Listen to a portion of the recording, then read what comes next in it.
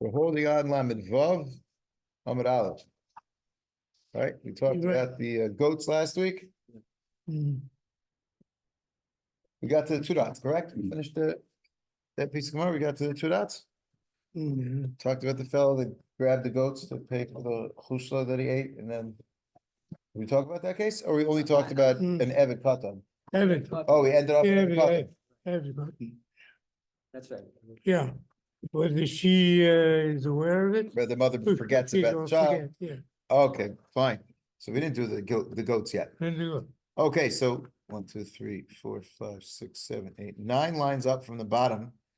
The Gemara says Hanhu easy. So the Gemara, let's just recap what the Gemara was talking about before. The Gemara is talking about the din of goydres. What's the din of goydres? We know that there's a concept when it comes to metaltal, comes to things which I can move around, that chazaka kol ma shetachas yad adam shalohu. That's something which you have. If you have it, then it's considered yours. We said that doesn't exist by karka, like the Tva explained earlier in the parak, because anybody can just walk on the karka. Just because you're there doesn't mean it belongs to you. But the shirt you're wearing, jacket you have, the pen in your pocket, we assume it belongs to you because it's with you. What about if I have a dog with me, or a goat with me, or any animal which technically could wander and end up in my rishus or walking around with me? Right? Sometimes you'll be walking next to someone, all of a sudden a cat comes right by you and starts walking along with you. So where do we see the fact that an animal's with you, that it's a raya, it's yours? That's why Rish Lakish says, goydres ein lahem chazaka. That when it comes to animals, animals do not have the concept of chazaka kol ma shetachas yad adam. 9 lines up Correct. on Lamed Vav. On Lamed Vav Medal. Yeah. That's true with, I assume that's true with anything that is living, right? Right. Because, so the Gemara applied it also by avadim, slaves, which are also considered your property. So if, let's say, that slave is in your property, can we assume it belongs to you? So, says the Gemara, no, you can't assume it belongs to him because avadim also move around. However, the Mishnah says that avadim is one of the items, we'll call it, that you can make a cheskes gimel shanim. That if you have it for 3 years, then we say, and the other person wasn't meicheh, then we say it belongs to you.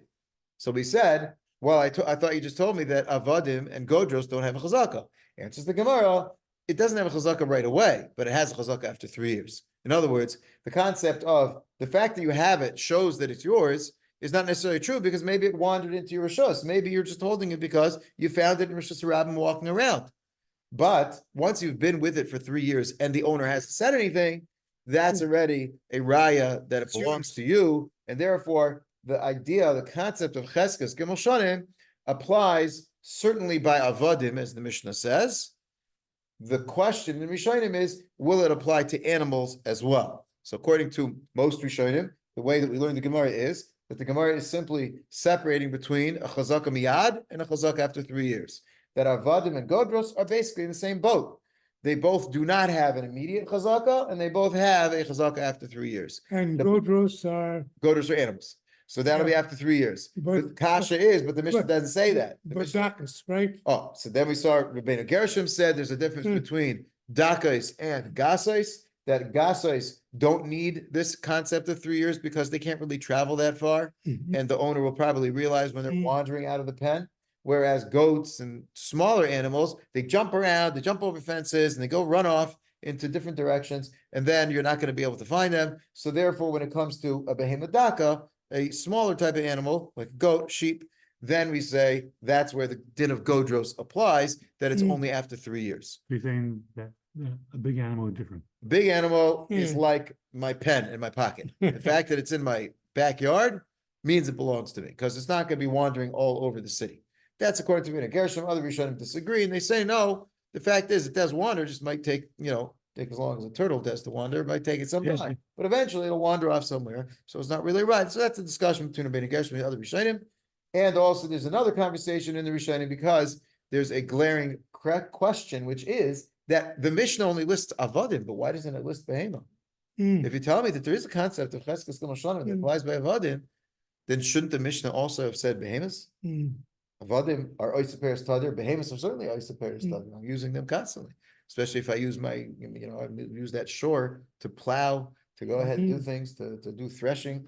all these things are things which are done with the animals daily. So why would that not be considered Isaperes Tadir? So that is a question in the Rishonim, and that's why you have two camps in the Rishonim. Some Rishonim say that the concept of Gimel Shanim applies equally to Avadim and animals, and others say no, it only applies by Avadim and not to animals. And there's a reasoning behind it, not just because it's not in the Mishnah, because it's very nice not in the Mishnah, but in terms of the logic, why would we not say that after 3 years that it's a raya that it's yours? I mean, that's a logical conclusion. So the Sma points out that what's the whole idea of making a cheskes Gimel Shanim? Because you're going to lose your star after 3 years. Well, only Avadim, you can be kind of with a star, and then you'll lose it after 3 years. So it makes sense to have cheskes Gimel Shanim. But behemoths, you don't buy with the shtar. Behemoths, you buy with the Mashiach or with the Hagbah we spoke about. And therefore, there's really no star to speak of. So what are you going ahead and making takana that after 3 years, what, you worry somebody's going to lose the star? He never even had a star from day one because he didn't buy it with the star. So therefore, even the concept of raya after 3 years would make sense by a behemah. The whole motivation to have that concept, the whole motivation of having a chazak, which is going to lose your star, doesn't really apply by behemah, only applies by avodim. So that was the discussion, just to summarize last week what we were talking about. But the bottom line is that everybody's masking that when it comes to animals, they do not have an immediate chazak. They don't have a chazaka miyad. Okay. So now we get to talk about the next case. Easy. Okay, what? Hanu easy. You have these goats. The achlu chushla bin harda'a. They ate somebody's peeled barley. So he was growing barley, and then he go ahead and threshed it and everything, and he took off the chaff from the barley. So you have this, like, I guess it's almost like pearled barley. So you have this barley that's already been processed, and it's value. It's got value. It's worth something. It's not just these goats. What did they do? They went ahead and ate his barley. So he's got this pile of barley sitting out in his field, and these goats went ahead and ate it. And they didn't just stop eating it; they finished off the whole business over there. Also, Mari Chushla Tafsinu. So the owner of the barley said, "What's with these goats? I'm going to keep them." So he took the goats and he kept them. They're not his goats; they're somebody else's goats. What did he do? V'havi katayin tuva, and he said to the owner of the goats, "Your goats just ate all of my barley." So let's say the goats were worth $1,000. He said they ate $1,500 of sa'ir. So they ate more than they're worth. And he told the guy, "I'm not giving you goats back until you pay me my $1,500. So it's a very interesting case. It's almost like he's taking the law into his own hands. Is he allowed to take somebody else's goats because they are the ones that went ahead and did the hezek over here in order to use it as leverage to get payment? Because what's going to happen if he lets the goats free? I'm going to go to the owner, I'm going to say, "Your goats ate my barley." And he's going to say, "I know what you're talking about. My goats were just hanging around. Prove it." Well, he doesn't have any barley more to prove it. So what's he going to do? So he has no way to prove it. So he keeps the goats themselves as leverage. If you want your goats back, you're going to pay me for what they ate. And if you don't pay me for what they ate, then I'm keeping them. What right do you have to keep them? Because I could claim they're my goats. Because they're in my yard right now. But since they're in my yard, therefore I can claim they're mine. It's like a migu. Amigu that I could say, "L'kucha hi biyadi," believe me when I say that you went ahead and your goats ate $1,500 worth of barley. Now, the problem with that is that based on what we just learned, would he be able to say, "L'kuchi hem biyadi"? Would he be able to say that I purchased these goats from you? There's no purchase. He's claiming these goats are by me because I bought them from you. Everybody knows these goats once belonged to this guy over here, the mazik, right? Everybody knows they belonged to him. So now they're wondering, why is it by you? The farmer now became a shepherd? Well, what's going on over there? So he tied his, I bought them from him. And why should he be able to say that? Because the goats are by him. But based on what the Gemara just said before, so if you have goats, you can't claim that they belong to you because nobody is going to believe you, since it's possible that the goats wandered into your rishos and they're really not yours. There's no raya from the fact that you're saying that they're yours, that really they're yours. So he would not be naman and based to say Lukuchus Hein Biyadi. So what migo does he have? So that is the discussion in our Gemara. But Avua de Shmuel, they brought this question to Avua de Shmuel, and here's what Avua de Shmuel said. Amar Avua de Shmuel, Yachol litoin ad kedei demehim. De'iboy amar Lukuchus Hein Biyadi. Says Avua de Shmuel, he has a migu. He could be teveya ad kedei demehim because he could have said Lukuchus Hein Biyadi. So like I told you, the Gemara is going to ask, what do you mean he could say Lukuchus Hein Biyadi? You can't say Lukuchus Hein Biyadi. You can't say you bought them because you have no raya that you bought them because could be they wanted into your rishus. But let's first talk about the first statement of Avod Shmuel. Says Avod Shmuel, the Baal HaChushla, the farmer, is correct. He can hold the izim back as leverage against the Baal HaIzim. However, it can only be towing ad kidei demehim. The scenario was that the izim were worth $1,000, but they ate $1,500 of barley. How do you determine that? How do you determine what? The difference in value. Well, the market value of the bond. I have 6 bushels of barley, and these izim came and wiped me out. So now I just look at what's the stock market for the day of the barley bushels, and I make a cheshbon times 6, and that's what I have. And it happens to be the value of goats is less than the amount they ate. So I'm not going to give your goats until you give me $1,500. Says Avud Shmuel, you have the right idea, but not quite. You can't force them to give you $1,500. What you can do is you can force them to give you $1,000. What you have leverage on is the value of the goats, because where are you coming from? You're saying you could keep the goats. If you kept the goats, you'd have $1,000. So the same way I could keep the goats and have $1,000, I can force you to give me $1,000 in Beis Din by paying me. If you don't pay me, I'll keep the goats. And I have a right to do that. If the guy comes and says, no, give me the goats and I'll pay you $800, you do not have to give him the goats back. Even if he gives you the $800, you could still hold back the goats because Yachol Litan Ad Kidei Demeim. I can be Tevei until Demeim. But if he comes and says, I am going to give you $1,000, I'm not paying you $1,500, says the Rabbi, that's the way the Rashbam learns the Gemara, at that point, you're going to have to give him the goats back. He's giving $1,000. Abu Shmuel said you can only withhold the goats for the value of the goats. You can't withhold the goats beyond the value of the goats. Says the Gemara, how could you tell me that he's never to say Lukuchas Hein Biyadi? I thought we just said that Godro saying them chazaka. So goats, the fact that they're by you, you wouldn't be enamored to say that you bought them. Says the Gemara, shiny, easy to Visiri Laroa. Goats are different because they're very wild. And since goats are very wild, you always have to have hashgacha on them. There always needs to be a shepherd, kind of like teenagers.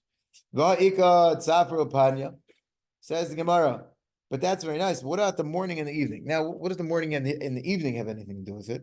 Take a look at the Rashbam, 5 lines up from the bottom of the page, where it says, V'ha'ika tzafra, she'olchim yechidois, mi beis habaylam ad beis haro'eh, upanya sheharo'eh mivi min asada atoch ha'ir, v'chol achas ha'lechas m'atzim l'beis baylim. Says the Rashbam, in the morning, when the goats have to go out to graze, so the roeh hangs out on the outskirts of the city, and everybody goes ahead and opens their gates and lets out their goats. And their goats travel to outside the city, and the roeh is sitting and waiting for them. But during the period of time that they're traveling within the city, there's no hashgacha. And when the roeh comes back from the outskirts, the mountains outside, and brings these goats back, he doesn't, it's not door-to-door service. He stops at the entrance of the city, and then he says, okay, get going, and they each go back to their farms, whichever ones they live at. So says the Gemara, you can't really tell me that since most of the day they're by the shepherd, therefore, if you have them, then you're never to say Lukuchas Hein Biyadi, because maybe you chop the goats on the way from the roeh until it got to the base Bailim. In between, you went ahead and took those goats, and you really didn't buy them, and that's why you have them. So it's no raya that you have them. Says the Gemara, bin a harda'a ta'i shchichi umiyada liyada mishalmi. In a harda'a, there are ta'i. Says Rashbam, Tai, Yishmaelim Ganavim. They're Yishmaelim that are Ganavim. They're bandits, robbers that are going to go ahead and steal people's animals. And therefore, Miyad Liyad Mishalmi, Miyad Bailim, Liyad Roa Shachris, Miyad Roa, Liyad Bailim Arvis, Veino Chosichidos Ka. They need to have constant supervision. Somebody has to be with them at all times because these Ganavim are terrible. They're right inside the city, so that now nobody's watching, and they'll go ahead and chop them before they go home.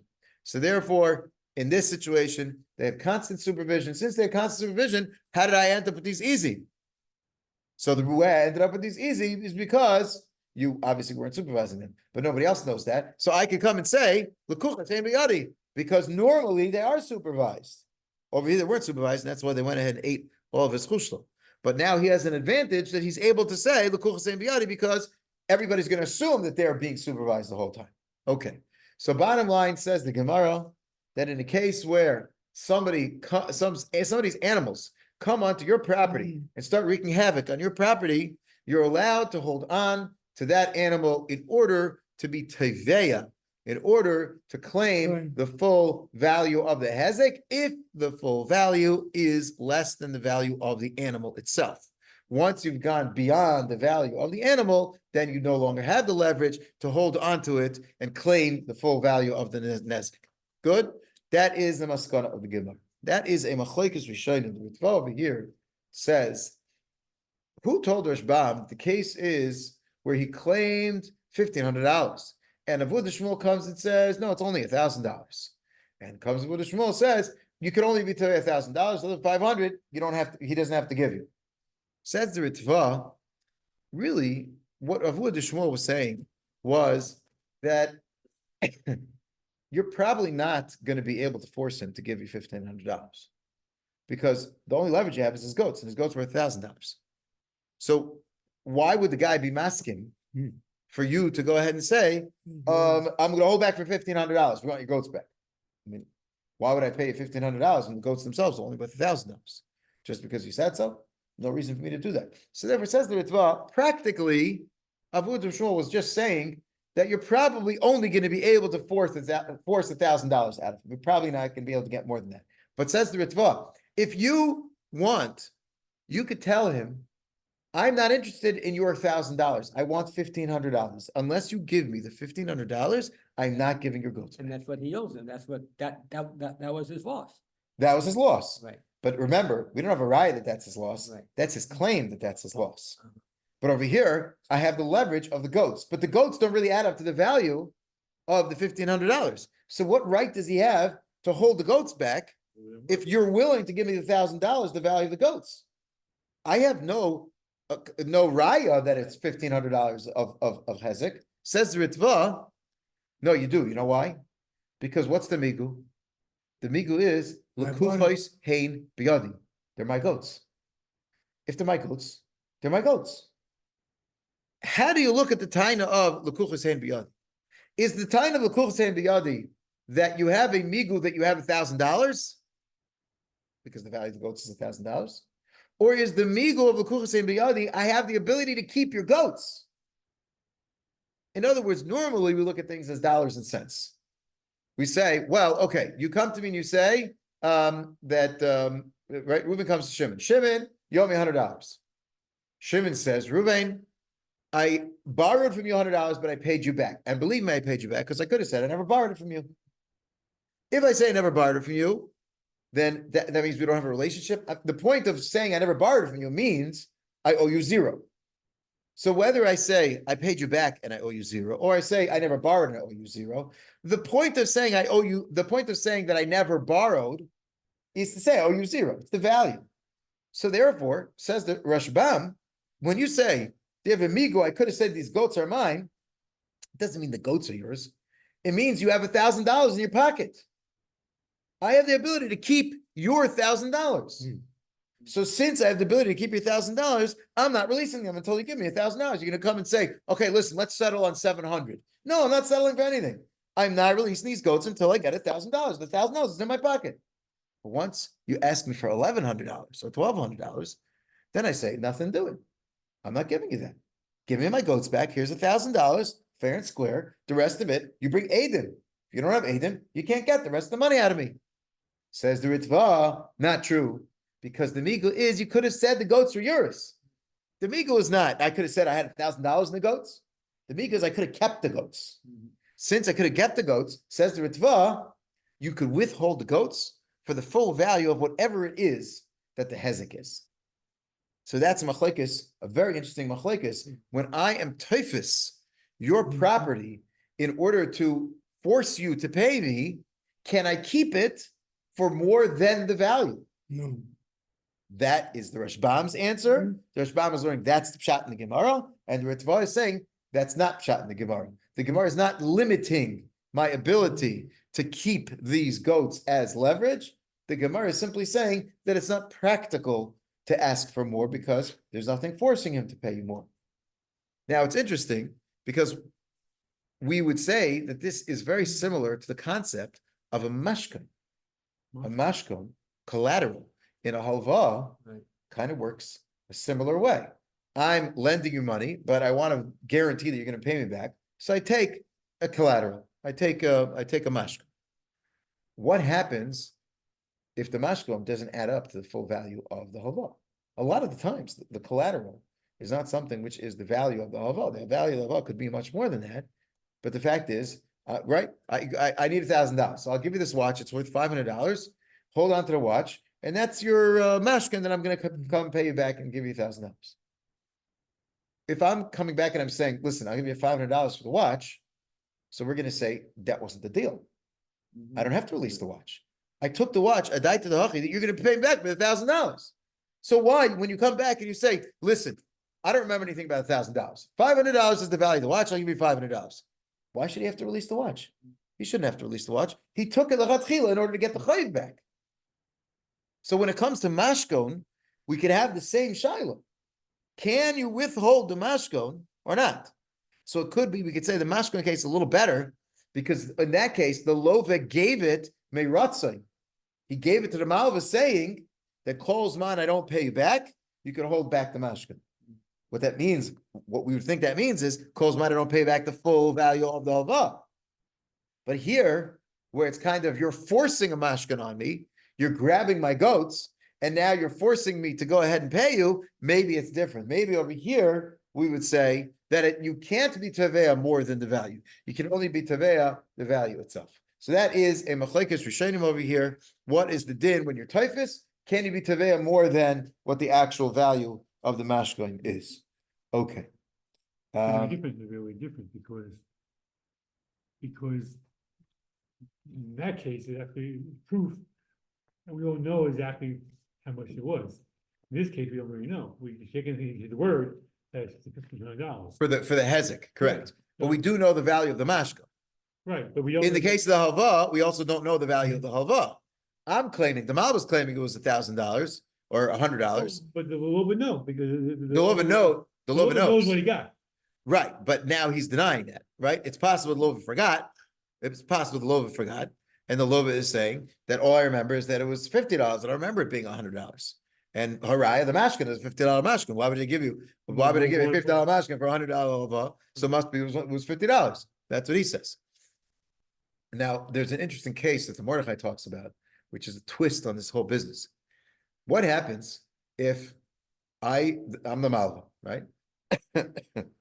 So I say to you, I lent you $100 and I'm not giving this mashkin back until you give me $100 back. And you say, well, the mashkin is worth $50. So I'm going to give you $50 and you have to give me the mashkin back. I say the mashkin, in my eyes, is worth $100. Right, because that was.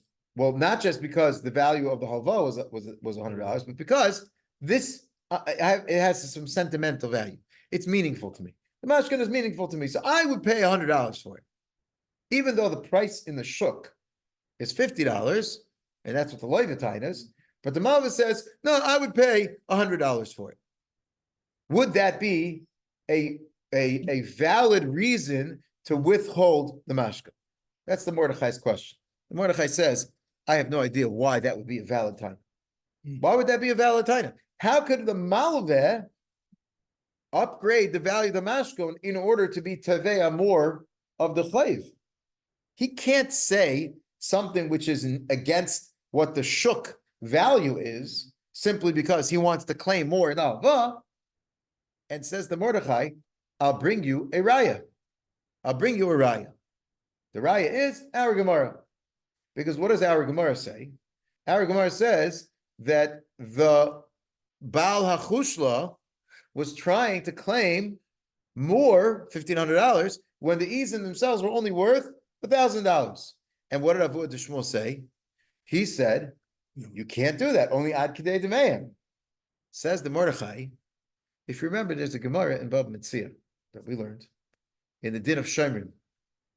The Gemara says over there that when it comes to a shomer, a shepherd is a form of shomer. He has to watch over your animals to make sure that they don't get killed by lions that are coming. So the Gemara says a lion came and the shomer ran away. And so the Baal, so the Gemara says it's negligent. Says the Gemara, no, it was an Ari. I can't fight the Ari. Says the Gemara, yeah, but you could have been Mekade Beroim Umaklos.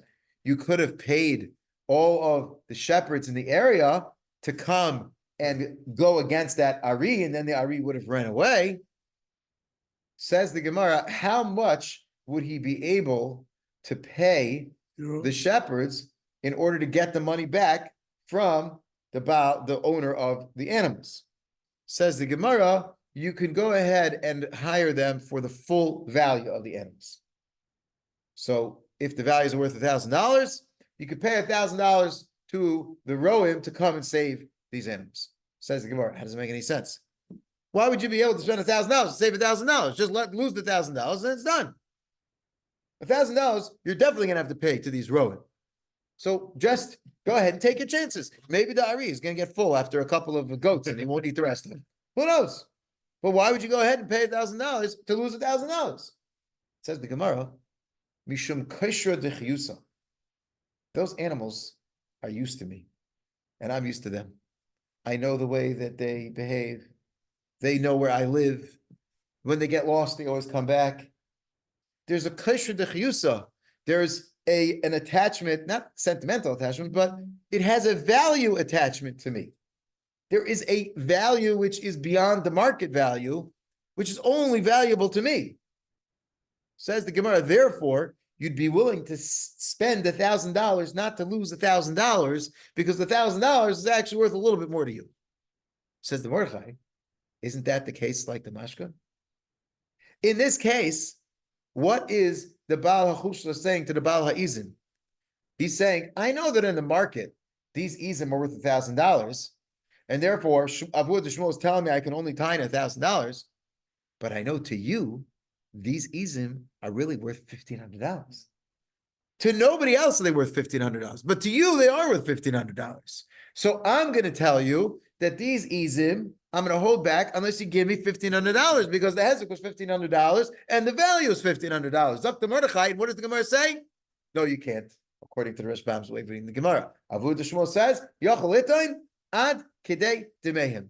Only $1,000 you can hold as leverage. Beyond that, you cannot hold as leverage. Says the Mordechai, Gaval the Garaya. So if in this case, where there is an actual substantial value, like the Gemara in Bava Metzia that says it is valuable to the Roeh, to the Baal HaBehemoths, that this Kaisher Dechiyusa, this familiarity with these animals, which is not a marketable value, but it is a value to you. And still, Avu Shmuel says, you can't be Tevea, the Mehezek of that money. Certainly a case where a Malva simply trumps up the value of the mashka by saying, oh, to me, it's worth double the price. That he certainly would not be able to do. It's a beautiful ride, but that's based. Sounds like what? Sounds like it sounds like extortion. Extortion. Yeah, it is a form of extortion because you're mazig me. In other words, yes, the fact that your animals are on my property and I have a reasonable taina, then yes, you have to pay me. Extortion is when I say, I am going to keep your animals unless you pay me $1,000. Well, you say, why should I pay you $1,000? I say, because I said so, because otherwise I'm going to keep them. That's not a taina. That's extortion. When I say that your animals ate my barley, Haraya, look at my barley field. There ain't no barley here. They ate it. I don't have to prove it. The fact is, I'm tining. My claim is that your Izim ate my barley, and you have to pay me for it. I don't have a raya. That's true. But the Hamaitzim Olav Raya is going the other way around right now.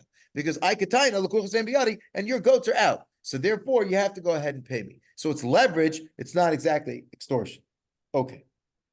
So that's a very interesting application of this din, the way the Mordechai brings it over there when it comes to the din of halva. Okay. The Seder. That is, there's a little bit more in that sugya, but I think we'll hold it with that sugya. Okay. Yeah. So should we start the next Gemara? Do we have time? Yeah. Yeah. Okay. Let's start the next Gemara. Rabbi Yishmael Omer Shloisha Chadashim. So Rabbi Yishmael, if you remember, right, way back on Chavtes and Aleph, a very long time ago, it was El, right? Yeah. The Mishnah says, Paskas Abatim, and Burris, and Sheikh and Morris, all these things. I'm sorry, that shows a Sada Beis Shlachin, Cheskas Shal Shanim, Ga'avadim, Cheskas Shal Shanim Yom Liyom. And a Sada Beis Abal, Cheskas Shal Shanim Ve'inam Yom Liyom. And then we had Rabbi Shmuel and Rabbi Akiva. Rabbi Shmuel said, Shloisha Chadashim B'Yishayna, V'Shloisha Chadashim B'Achrayna, V'Shnei Asar Chodesh Be'emtza, Shehein Yud Ches Chodesh. And Rabbi Akiva said 14 months, right? So we had this din in the Mishnah about Cheskas Habatim, which are Oisei Peres Tadir, and then Chazaka of things which are not Oisei Peres Tadir, and then Rabbi Shmuel and Rabbi Akiva 18 months and 14 months. Fine. The Gemara is now going to discuss what is the status of Nir. Nir is plowing, Harisha. Nir, plowing. The question is, if I plow land, is that something which is a trigger for the markam? We all agree that if I harvest the land, that's a trigger for the markam. If it's not your tevua, produce, and you're going ahead and taking my produce, I'm going to make a stink about it. I'm going to go ahead and I am going to make a macha. But what happens if you plow my land? Take a plow, you start plowing my land in order to prepare it for zriya, for planting. Is that something which is considered an act that shows that you're a bailim and therefore I would be moicha? Or would it not be considered something which would trigger a macha? Therefore, I have the following question. Is the behavior of Nir considered a chazaka, or is it not considered a chazaka? Now, we're going to see that the Rishonim say, the Gemara is not asking if you did Harisha for 3 years straight, plowing for 3 years straight, do you get a chazaka? If you do plowing for 3 years straight, they're probably going to lock you up. You're not doing anything. You're just going around in circles, turning dirt over for 3 years. You're not accomplishing anything. So that's not what the Gemara means. What the Gemara means, on the simple explanation, is that if I have a period of 3 years, and let's say the first year I did Harisha for some of the year, and the next year I did Harisha and a Zriya and a Katsira, I did a full crop, and then in the third year, let's say I did a Harisha again, would we say that those 3 years are considered a chazaka? Or is Nir not considered a chazaka? That's the question of the Gemara.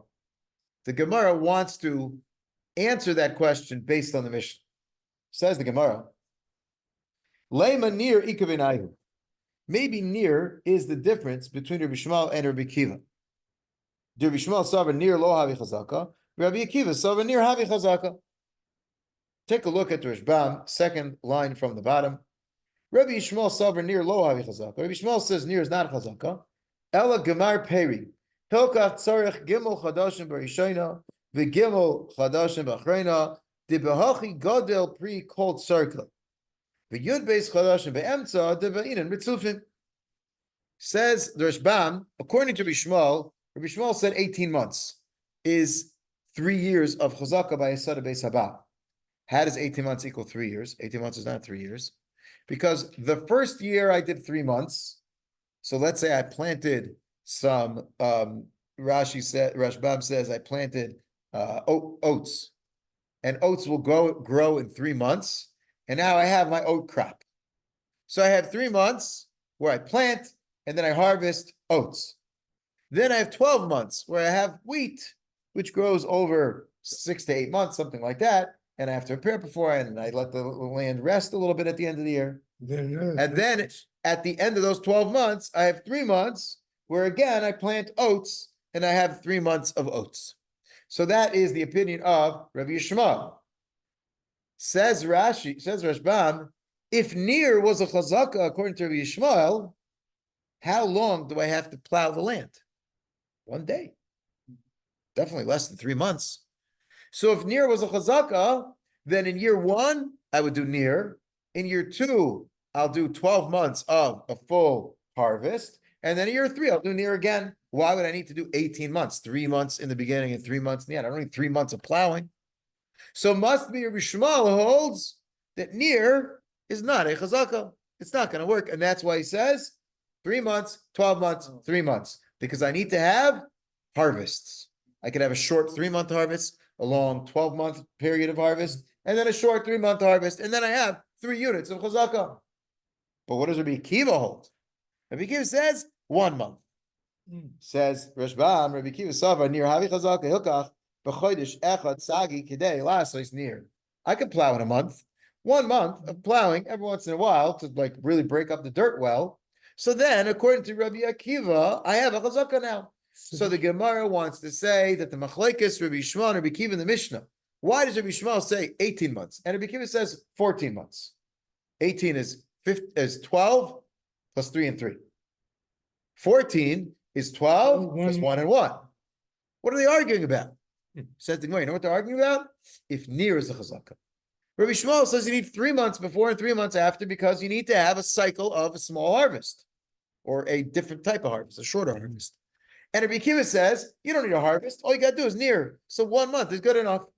So maybe that is the machlekes of Rabbi Shmuel and Rabbi Akiva. That's the Gemara's Havami. Says the Gemara, V'tizbra, Rabbi Akiva, my area chodesh.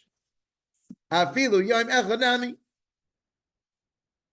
Why do you need a whole month to plow the field? All you need is 1 day. So if Rabbi Akiva held that Nir is considered a chazaka, then Rabbi Akiva should have said 1 day. 1 day. 12 months and 2 days. 1 day each side. 1 day, Each side. Charisha, 12 months of Charisha, Zri, and Katsira, and one day again of Charisha. Why did he say a whole month?